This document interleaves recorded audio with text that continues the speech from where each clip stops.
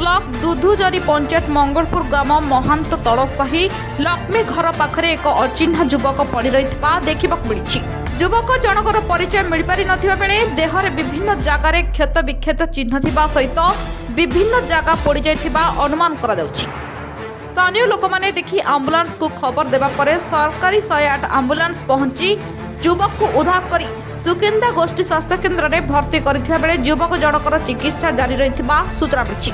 वर्तमान सबठारु बड़ खबर उपरे नजर पकईबा सुकिंदा ब्लॉक दुधुजरी पंचायत मंगलपुर ग्राम महांत तलसाई लक्ष्मी घर पाखरे एक अचिन्हा युवक पड़ी रही देखा मिली।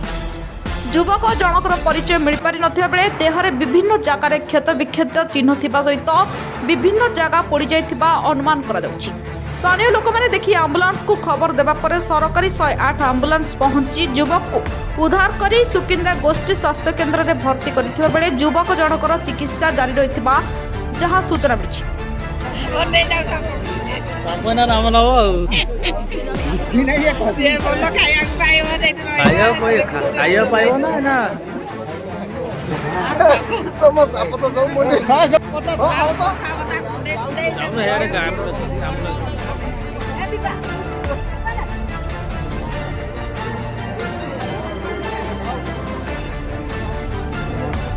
तोला